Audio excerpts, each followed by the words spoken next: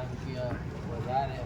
پہلا سوال تو یہ ہوتا ہے کہ اتنے دور مزار کیوں ہے؟ جب شہید آپ کربلا میں ہوئے تو آپ کا اتنا دور جو ہے وہ آپ کا مذہب کیوں ہے، آپ کی ذریعہ کیوں ہے؟ تو یہ بے بسی تھی کہ سب اپنے اپنے قبیلے والوں کو جو ہے وہ لے آتے تھے. مطلب جناب حر کے جو قبیلے والے تھے انہوں نے جناب حر کے لاشیں کو پامال نہیں ہونے دیا اور کہا کہ ہم جناب حر کی لاش کو جو ہے وہ لے آئیں گے. ان کے جسم کو یہ لوگ اپنے قبیلے میں لے کے آئے اور انہوں نے یہاں پہ دفنایا. تو اس لیے جو ہے وہ آپ کی قبر جو ہے وہ کربلا سے اتنے دور میں. آپ کے صاحبزادے بھی تھے؟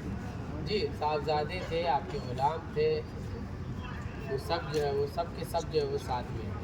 یہیں پر لے آئے تھے. جی وہ واقعہ میں آپ کو بتاتا ہوں. شعر ہے کہ تم ایک حر کی مقدر کی بات کرتے ہو، تم ایک حر کی مقدر کی بات کرتے ہو، نہ جانے کتنوں کی قسمت بنا رہے ہیں حسین.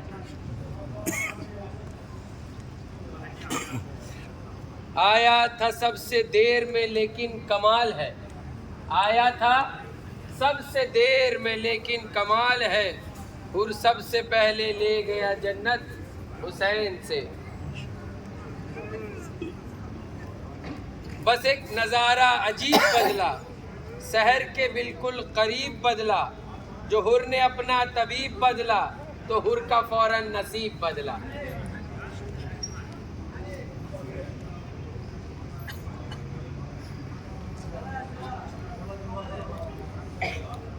کچھ شاعر نے لکھا ہے جیسے مرثیہ ٹائپ کا ہے کہ حر کا سر ہے زانوئے شبیر ہے. ایک منظر کشی کی ہے کہ حر کا سر ہے زانوئے شبیر ہے، مرنے والے کیا تیری تقدیر ہے، خوف کیا محشر کا دامن گیر ہے، ہاتھ جب دامن شبیر ہے، اپنے اپنوں کا تو کام آتے ہیں سب، ہاں پر علی مولائے عالمگیر ہے.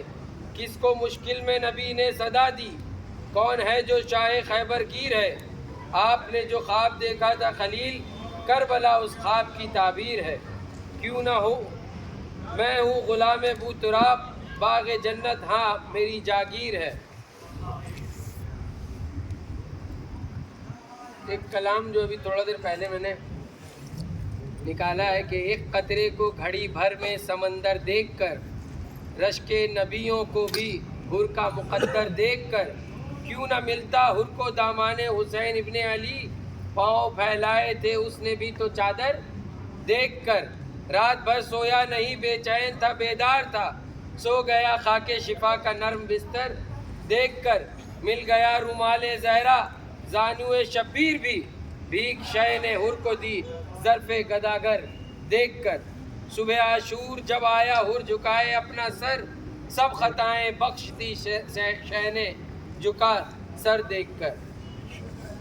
ایک مطلب جو وہ شعر ہے جس میں حر علیہ السلام کی بے بسی کو اور امام حسین علیہ السلام کے فرزند جناب جیسے علی اکبر ہیں، جناب بھتیجے جناب قاسم ہیں، اس کو شاعر نے جو ہے وہ بہت اچھے انداز سے پیش کیا. اے حر جوان کا لاشا اٹھانا مشکل ہے، اے حر مطلب حر کے بھی بیٹے کی کیونکہ شہادت ہوئی تھی.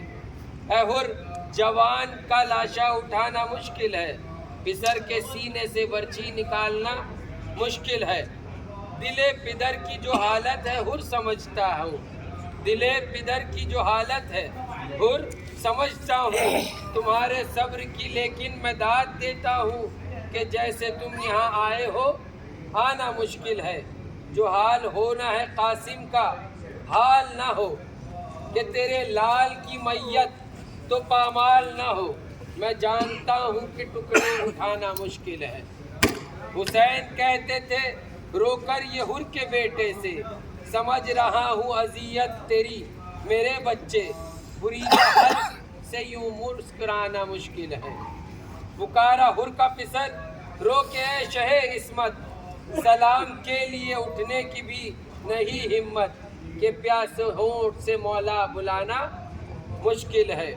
غریب باپ کا یہ امتحان نہیں لوں گا، تمہارے لال کو کاندھے پہ میں اٹھاؤں گا، اٹھا کے لاش کو خیموں میں جانا مشکل ہے.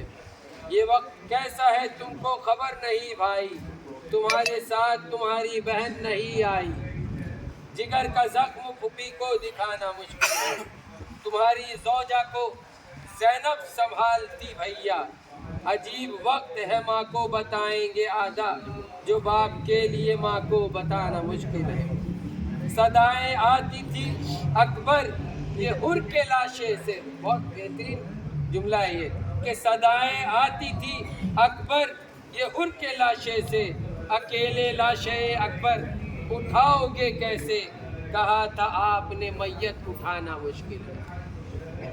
देखिए हम लोग जनाब हुर की बारगाह में है। जनाब हुर ये वो हैं जिन्होंने इमाम हुसैन अलैहिस्सलाम के लजाम फ़रस में हाथ डाला था और कहा था कि हम आपको वहाँ जाने देंगे जहाँ हम जाना चाहते हैं। तो करबला के रास्ते की तरफ जिसने जनाब इमाम हुसैन अलैहिस्सलाम के लश्कर को पलटाया था वो हुर थे। मतलब आपने गुस्ताखी की थी एक तरह से, लेकिन जानता था कि ये नवासे रसूल है, मौला अली का लाल है, अबू तालिब का लाल है।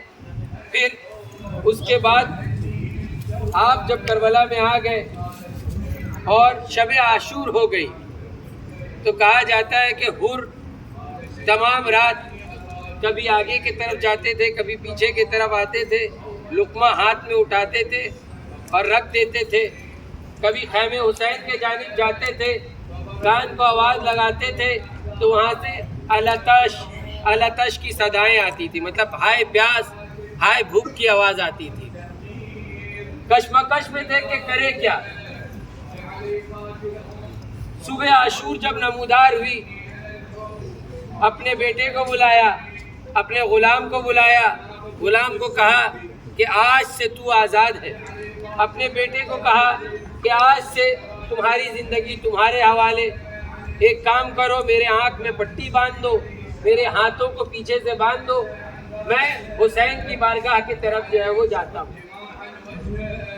तो हुसैन के बारगाह की तरफ जाता तो गुलाम ने कहा कि जब तक मैं नारी ज़िंदगी में था तो आपके साथ था, अब जब आप जन्नत की तरफ जा रहे हैं तो हमें छोड़ के जा रहे हैं। वैसे ही जनाब हुर के बेटे ने भी कहा कि बाबा हम आपका साथ नहीं छोड़ेंगे, अब आप हक के तरफ जा रहे हैं। हालत ये थी कि शर्मिंदगी का आलम ये था कि आपको जनाब हुर के बेटे ने घोड़े पे सवार किया और पीछे में हाथ बांध दिए और आँख में एक पट्टी बांध दी और सर को झुकाए घोड़े में आप आहिस्ते आहिस्ते खैमे के जानिब बढ़े। तारीख लिखती है कि क्या मेरे मौला हुसैन अलैहिस्सलाम का ज़र्फ कि आपने कहा कि जाओ अकबर मेरा मेहमान आ रहा है, जाओ कासिम मेरा मेहमान आ रहा है, अब्बास जाओ हुर का इस्तकबाल करो। देखिए क्या तारीख कि एक करबला में लेके आए। दूरंदेशी है, आलम गैब का आलम है कि आपने देख लिया कि ये हुर अब वो हुर नहीं है, अब ये जहन्नम से एक रास्ता बदलने पर जन्नत की तरफ चला है। तारीख लिखती है कि जनाब अब्बास बढ़े, जनाब कासिम बढ़े, जनाब अली अकबर बढ़े और आप लोग हुर के इस्तकबाल को बढ़े। हुर ने अपने आप को घोड़े से ज़मीन में गिरा दिया। तारीख लिखती है कि हुर घुटनियों के बल चलता हुआ इमाम हुसैन अलैहिस्सलाम के करीब आया। इमाम हुसैन अलैहिस्सलाम की ज़र्फ़ आला कि जिसने हुर को हुर अलैहिस्सलाम बनाया, उठाया, अपने सीने से लगाया और कहा क्या हुर तो दुनिया में भी हुर था और आखिरत में भी हुर है। हुर का मतलब आज़ाद। क्या हुर तो दुनिया में भी आज़ाद था तो आखिरत में भी आज़ाद है, तुझे कुछ कहने की ज़रूरत नहीं है। अब तारीख लिखती है कि इमाम हुसैन अलैहिस्सलाम ने एक बहुत ही दर्द भरा जुमला कहा, क्या हुर तो उस वक्त मेरे दर पे आया है जब मैं तुझे पानी का एक गिलास भी नहीं पेश कर सकता। बेबसी और मजबूरी क्या थी मैं आपको बताऊं कि जनाब ज़ैनब ने फिज़्ज़ा से कहा कि ऐ फिज़्ज़ा जा के हुर को मेरा सलाम कह देना कि इस मुसीबत में तुम मेरे पास आए हो। جیسے ہی جناب فضہ نے سلام کہا، حور نے کہا وائے ہو مجھ پہ کہ اہل بیت پہ ایسی مصیبت آ گئی کہ غلام کو شہزادی سلام کر رہی۔ پھر کیا ہوا کہ آپ صبح عاشور نمودار ہوئی، تاریخ لکھتی ہے کہ جناب حور نے کہا کہ سب سے پہلے میں جنگ کے لیے جاؤں گا۔ پہلے جناب حور کا بیٹا گیا جنگ کرنے کے لیے۔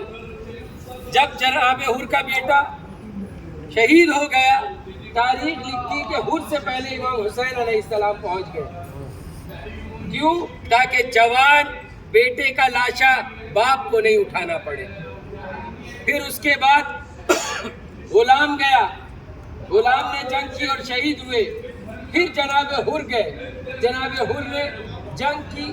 جنگ کرتے کرتے جب آپ کو ایک تیر لگا اور آپ زمین پہ گر گئے تو تاریخ لکھتی ہے کہ امام حسین علیہ السلام جلدی سے جناب حور کے پاس پہنچے اور خون جو ہے وہ جناب حور کے پیشانی سے نکل رہا تھا۔ آپ دیکھیں جناب حور کی خوش نصیبی دیکھیں کہ جناب حور کو امام حسین علیہ السلام نے اپنے جیب سے ایک رومال نکالا جسے رومال سیدہ کہا جاتا ہے، جو رومال جناب سیدہ نے امام حسین علیہ السلام کو بنا کے دیا تھا۔ وہ رومال آپ کی پیشانی میں باندھی اور آپ کی پیشانی سے خون رک گئے۔ جناب حور کے سر کو اپنے زانوں پہ رکھا اور آپ کی روح جو ہے وہ قبر انصری سے پرواز کر گئی۔ میں صرف یہاں پہ ایک منظر پیش کرنا چاہتا ہوں کہ تصور کریں کہ امام حسین علیہ السلام کو کتنا خیال تھا حور کے بیٹے کا کہ جوان بیٹے کا لاش جو ہے وہ اس کے باپ نہ دیکھ سکے، لیکن ہائے تاریخ گواہ ہے کہ جب آپ کا بیٹا جناب علی اکبر برچھی کی یعنی سینے میں لگی ہوئی تھی اور آپ تڑپ رہے تھے تو امام حسین علیہ السلام خود گئے اور آپ نے خود اپنے ہاتھ سے بچی کی انی بھی نکالی اور آپ کے سامنے جو ہے وہ امام حسین علیہ السلام کے سامنے جوان بیٹے تڑپ تڑپ کر مر گئے۔ اور اس کے بعد جناب علی اکبر کا لاشا، کیونکہ لہیم شہیم تھے، آپ نے اٹھانے کی کوشش کی، آپ سے لاشا نہ اٹھا تو آپ نے خیمے کے جانب آواز دی، اے قمر بنی ہاشم کے بچوں یہاں پہ آ جاؤ، آج جناب علی اکبر کا لاشا مجھ سے نہیں اٹھ سکے گا، ایک بوڑھے سے ایک جوان بچے کا لاشا نہیں اٹھ سکے گا۔ تو ہم لوگ آج خراج عقیدت پیش کرنے کے لیے آئے ہیں، ہم لوگ ملنے کے لیے آئے ہیں، توسل کے لیے آئے ہیں، کیونکہ حور علیہ السلام ہے جس کو حسین نے بخشا، ہمیں پکا پتہ ہے کہ وہ جنتی ہے۔ جب وہ جنت میں ہے اور وہ حسین کی بارگاہ میں، اہل بیت کی بارگاہ میں، کم سے کم ہمیں اتنا یقین ہے کہ جو کربلا میں شہید ہوئے وہ تمام کے تمام امام حسین علیہ السلام کے ساتھ ہیں۔ تو ہم اپنی بارگاہ میں دعا کریں گے، آپ کی بارگاہ میں دعا کریں گے، جناب حور کی بارگاہ میں، کہ ہماری جو حاجات ہیں وہ امام حسین علیہ السلام تک پیش کریں تاکہ امام حسین علیہ السلام اس کو قبول کریں۔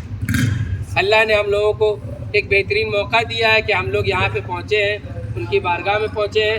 اس کے صدقے میں تمام وہ بیمار جو اس دنیا میں بیمار ہیں ان کو شفائے عاجل عنایت فرمائے، جو پریشانیاں حال ہیں اللہ ان کی پریشانیوں کو دور فرمائے، جو مقروض ہیں ان کے قرض کو ادا فرمائے، تمام لوگوں کی نیکی جائز خواہشات کو پوری فرمائے، جو لوگ صاحب اولاد نہیں ہیں اللہ انہیں صاحب اولاد بنا دے، جن کی بہنوں کی بیٹیوں کی شادی نہیں ہوئی ابھی تک اس بارگاہ کے صدقے میں انہیں بہترین رشتہ ملے، جوانوں کی رزق میں اضافہ ہو، ہمیں اہل بیت علیہم السلام کو دل میں رکھتے ہوئے موت آئے۔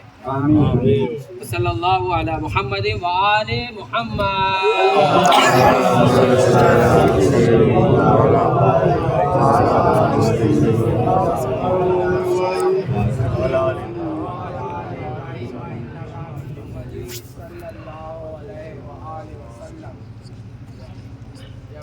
نعرہ لگا دو بیٹا۔